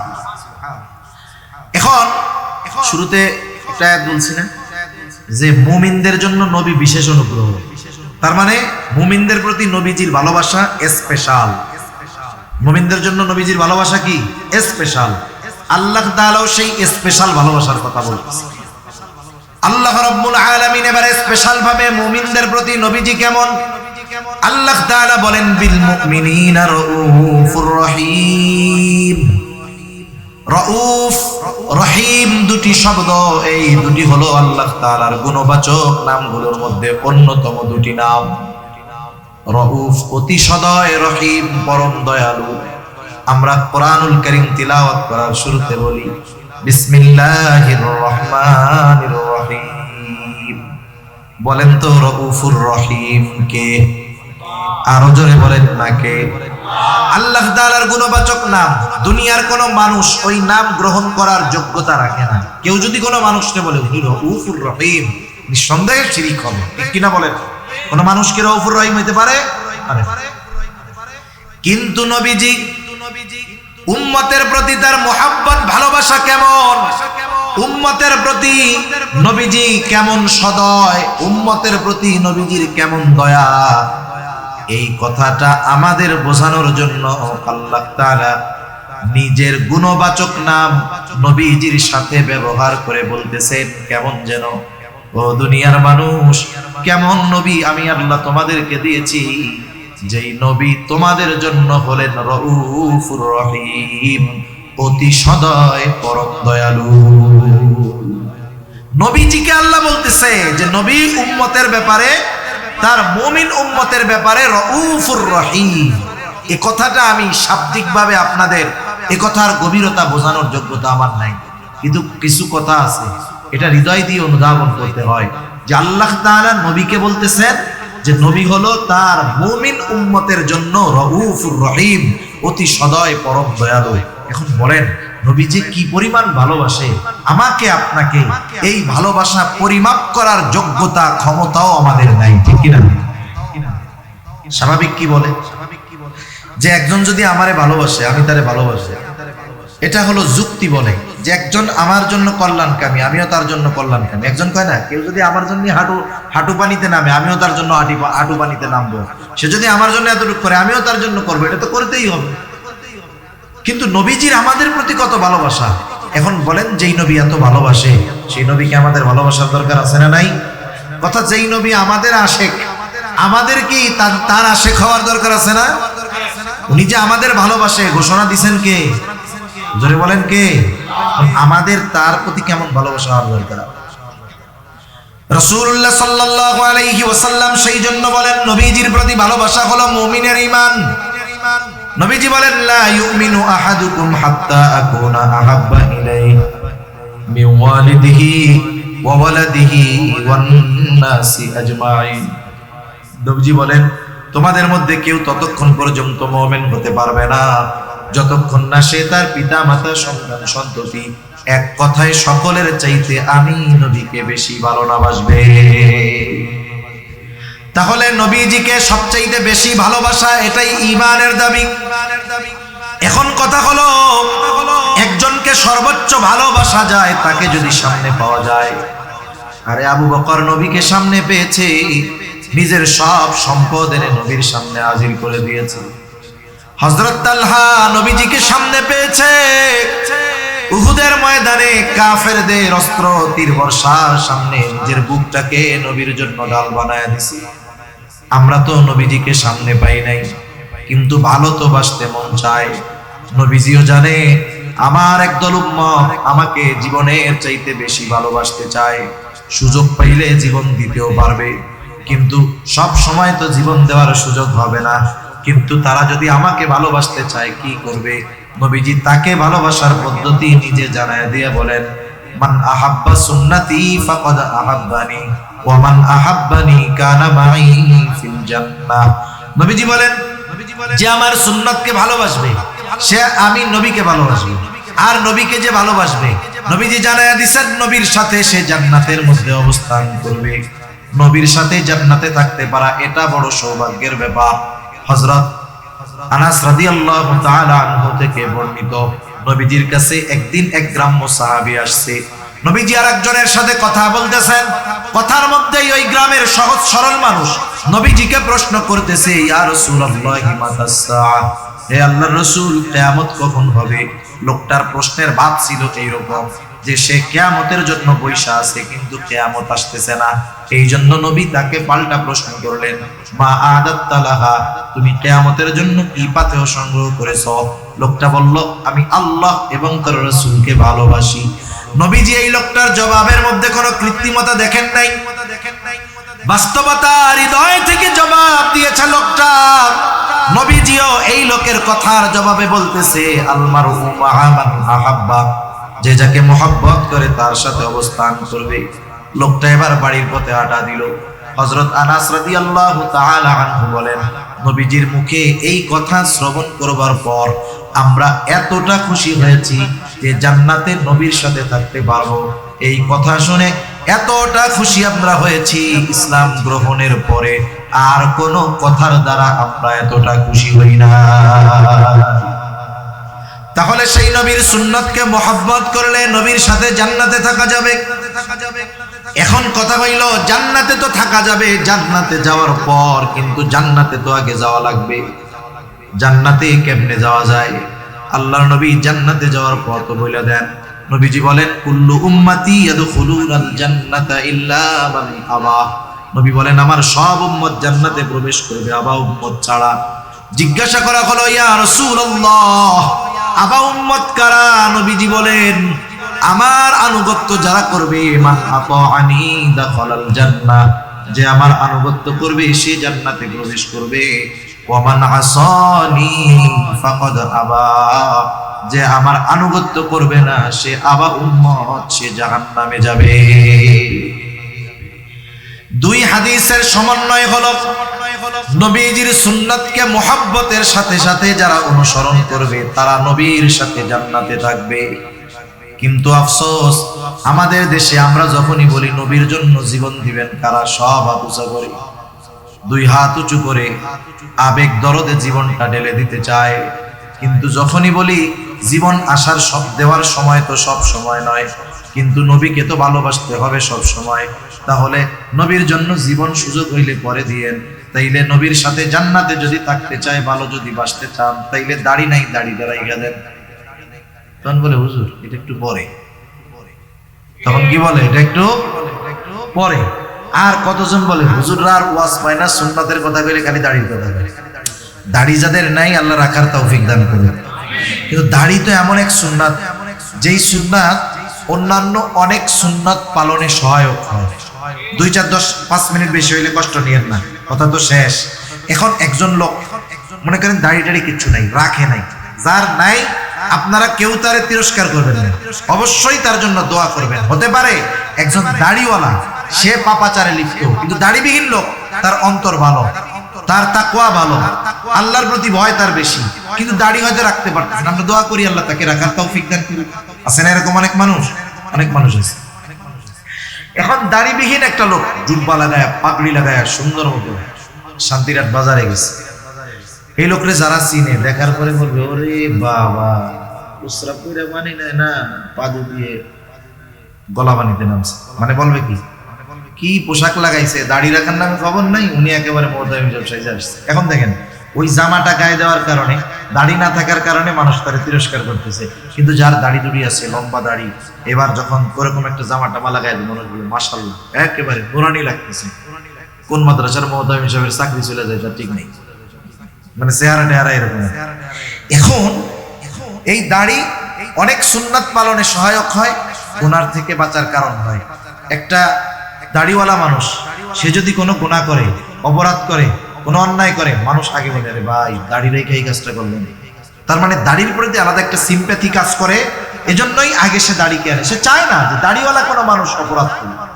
আচ্ছা, যে লোকটা নামাজ পড়তে আসছে মসজিদে, দাড়ি নাই, আইসা যদি দেখে ওরও যেই অবস্থা, ইমাম সাহেবেরও সেই অবস্থা, ও ইমাম সাহেবের পিছনে নামাজই পড়বে না, অথচ ওর নিজের দাড়ি নেই। দাড়ির প্রতি একটা সিম্পেথি মহব্বত আছে। এখন রাখতে বললে বিশেষ করে তরুণ যুবক এরা দাড়ি যেভাবে রাখে, ফ্যাশনেবল দাড়ি, এগুলো রাখে আরো লানত প্রাপ্ত হইতে হবে। কিন্তু দাড়ি রাখতে হবে সুন্নতি পদ্ধতিতে। দাড়ি রাখার ফজিলত তো আলাদা অনেক আছে। এখন দাড়ি রাখে না কেন? ইয়াং যারা, এরা মনে করে যে এখন তো দাড়ি না রাখলাম না, মানুষজন ভাইয়া টাইয়া বলে আর কি, দাড়ি রাখলে তো চাচা ডাকা শুরু করে দেবে। আচ্ছা, চাচা ডাকুক। কেউ যদি দাড়ি রাখার কারণে, নবীর সুন্নাত অনুসরণ করার কারণে তিরস্কার করে চাচা ডাকে, এ তো নবীর সুন্নাত পালনের জন্যই সুন্দর, ঠিক না? দুনিয়ায় যদি কোনো নেতার কাছে খবর দেয় যে ভাই এই লোকটা আপনার কথা বলতে গিয়া, আপনার পক্ষে কাজ করতে গিয়া বহুত কথা শুনছে, বলেন তো ওই নেতা, তার প্রতি মহব্বত ভালোবাসা জাগ্রত হবে কি হবে না? আমার কারণে পাবলিকের কথা শুনছে, সেই বলবে কাছে ডাকবে আরো। আরে নবীর সুন্নাতের কারণে যদি কথা শুনতে হয়, তাহলে নবী কি সেই উম্মতের ব্যাপারে সুপারিশ করবে না? এরা দাড়ি রাখে না। এখন আর এক দল রাখে না, ওরা ছাত্র না, কিচ্ছু না, ওরা চাকরি বাকরিও করে, দাড়ি দুড়ি রাখে না, ঘুরে বেড়ায় গেলে দাড়ি রাখোস না কেন? হুজুর রাখবো না। কোন সময়? বলে বিয়ে শাদী করে লের করে। কেন রে? বিয়ে শাদী কি দাড়ির জন্য কি বিবাহ শাদী ঢেকে থাকে? এই হুজুরে জিজ্ঞাসা করেন তো, হুজুর যে দাড়ি রাখছে এর লেগে কি বিবাহ শাদীতে সমস্যা হয়েছে নাকি? দাড়িতে তো বিবাহ ঠেকে না। বলে না হুজুর, সমস্যা তো এটা না, ভালো মেয়ে এরা পছন্দ করে না। কি বলে? ভালো মেয়ে দাড়ি পছন্দ করে না। এখন দেখেন, আমি আপনারে বলি, যেই মেয়ে ভালো, নবীজি বিবাহের ক্ষেত্রে 4টা জিনিস দেখার কথা বলছেন না? ধন সম্পদ, বংশ, সৌন্দর্য, দিন। দিনের ব্যাপারে বলেন ফাদফার বিদাতিদ দিন, দিনকে প্রাধান্য দাও। তার মানে 3টা আছে, দিন নাই, ওটা বাদ দিয়ে দাও। দিন আছে, সাথে একটা আছে ধরো, দিন আছে, একটা আছে ধরো, দিন আছে, ওর 3টার একটাও নাই। যদি বিবাহ হয়ে যায়, সবর করো, আল্লাহ তাআলা ওর মধ্য থেকে এমন সন্তান দিবে যেটা তোমার আত্মার প্রশান্তির কারণ হবে, ঠিক কিনা বলো? এখন তুমি হয়তো চিন্তা করতেছো মেয়েটা তো সুন্দর, আবার এক বাপের এক মাইয়া, কাম তো সারছে, আবার বংশ ভালো। এখন যদি দাড়ি রাইখে যদি এই মিস করে ফেলাই, এটা হবে না। তুমি যতই সুন্দরী দেখো না কেন, তুমি যতই টাকা পয়সাওয়ালা দেখো না কেন, তুমি যতই বংশ দেখো না কেন, দিনকে যখন বাদ দিছো, মরার পরে তুমি জান্নাতে যাবে না জাহান্নামে যাবে আল্লাহ জানে। কিন্তু যেই মেয়ে সুন্নাতকে পছন্দ করে না, ও যদি ওয়ার্ল্ড সুন্দরীও হয়, বিশ্ব সুন্দরীও হয়, বিশ্বের সবচেয়ে ধনীও হয়, সবচাইতে বড় বংশেরও যদি হয়, তোমার ঘরে আসার পরে তুমি মোটামুটি ছোটখাটো একটা জাহান্নাম দেখতে পাবা। দুনিয়ার জাহান্নাম কোনটারে বলে জানেন? পারিবারিক অশান্তিকে বলে দুনিয়ার জাহান্নাম। এজন্য দিনকে প্রাধান্য দিই। সর্বশেষ একটা কথা বলে আমি আলোচনা শেষ করি। বলেন তো, আমরা কি দুনিয়ায় কেউ বাইচা থাকবো? 2-4 জন আছেন নাকি যে না হুজুর আমরা আবে হায়াত পান করছি, কাজ হবে না? যদি হায়াত 500 বছরও পান, এক সময় শেষ হবেই, ঠিক না? এখন আমরা মারা যাব, মারা যখন যায় মানুষ মাইকে খবর প্রচার করে না অমুক মারা গেছে। এখন আমরা মানুষের মৃত্যুর খবর শুনি, একদিন আমার খবর মানুষেরা শুনবে। মানুষ যখন মারা যায় কি করে? মানুষ মারা যাওয়ার পরে তাকে সুন্দর মতো গোসল দেওয়া হয়। যদি মুসলিমের লেভেল থাকে, পরিপূর্ণ মুসলমানিত্ব নাও থাকতে পারে, কিন্তু নাম পরিচয় বংশ যদি মুসলমান হয়, তাহলে তাকে গোসল দেওয়া হবে। আরে নাস্তিক হুমায়ুন আজাদ, স্বঘোষিত নাস্তিক, মারা গেছে, গোসল দিছে, জানাজা দিছে, কবরও দিছে। যেহেতু মুসলমানের লেভেল আছে, নামে মুসলমান, আমাকে আপনাকে গোসল দিবে, কাফন পরাবে, এরপরে জানাজা হবে। জানাজার পরে লাশটা নিয়ে চলে আসবে কবরস্থানে। কবরের মধ্যে লাশটা যখন রাখবে, দোয়া পড়বে বিসমিল্লাহি ওয়া আলা মিল্লাতি রাসূলিল্লাহ। এটা আমার বেলায়ও বলবে, আপনার বেলায়ও বলবে। বলা যায় না, এই বলাটা হয়তো আগামী কালও হতে পারে, কয়েকদিন পরেও হতে পারে, হায়াতের কোনো নিশ্চয়তা নেই। এখন যখন বিসমিল্লাহি ওয়া আলা মিল্লাতি রাসূলিল্লাহ বলে কবরে রাখে, জিজ্ঞাসা করেন উলামায়ে কেরাম আছে কি বলে? বলে আল্লাহ, আল্লাহর নামে বিসমিল্লাহ, আল্লাহর নামে কবরে রাখতেছি। কারে? ওয়া আলা মিল্লাতি রাসূলিল্লাহ, এমন এক ব্যক্তিকে যে রাসূলের মিল্লাতের উপরে ছিল, আই সুন্নতি রাসূলিল্লাহ, অর্থাৎ এমন এক ব্যক্তিকে আল্লাহর নামে এখন কবরস্থ করতেছি, যেই ব্যক্তির গোটা হায়াত নবীর সুন্নাতের উপরে পরিচালিত হয়েছে। যখন মারা গেছে সুন্নাতের উপরেই ছিল, এখন কবরে রাখতেছি, এখনো সুন্নাতের উপরে আছে। কষ্ট পাবেন না, কাউকে কষ্ট দেওয়া আমার উদ্দেশ্য নয়। মনে করেন এই দোয়াটা যার ব্যাপারে বলা হলো তার মুখে নবীর সুন্নাতের দাড়ি নাই, সারাটা জীবন সুন্নাতওয়ালাদের বিরোধিতা করে গেছে, যেহেতু মুসলমান পরিচয়, ওই ব্যক্তির ক্ষেত্রেও এই দোয়াটা পড়ে কবরে রাখা হবে।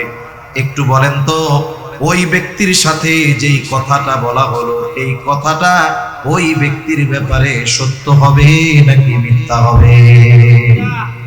কোনো সন্দেহ নাই মিথ্যা হবে। আমাকে আপনাকে অনন্তকালের ওই সফরের প্রথম ঘাটি কবরে মিথ্যা কথা বলে রেখে আসবে। এজন্য আমাদের উচিত জীবনটাকে এমন ভাবে সাজানো, আমি যদি এখান থেকেই মারা যাই, আমার ব্যাপারে যদি বিসমিল্লাহি ওয়া আলা মিল্লাতি রাসূলিল্লাহ বলে কবরে রাখা হবে, আমার ব্যাপারে কথাটা যেন সত্য হয়, যখনই মরব ওই কথাটা যেন আমার জন্য সত্য হয়। এভাবে যদি জীবন আমি আপনি গড়তে পারি, তাহলে ওই জীবন দুনিয়াতেও যেমন সুন্দর হবে, ওই জীবন আমার আখিরাতকেও সুন্দর করে তুলবে। এজন্য নবীর সুন্নাতকে মহব্বতের সাথে অনুসরণ করেন। আল্লাহ সুবহানাহু ওয়া তাআলা দুনিয়ার অনেক কঠিন জিনিসকে সহজ করে দিবে। আল্লাহ সুবহানাহু ওয়া তাআলা কথাগুলো আমাদের বুঝবার, আমলের কথাগুলো আমল করবার তৌফিক দান করেন। সকলে বলি আমিন। ওয়া আখিরু দাওয়ানা আনিল হামদুলিল্লাহি রাব্বিল আলামিন। আসসালামু আলাইকুম ওয়া রাহমাতুল্লাহি ওয়া বারাকাতুহু।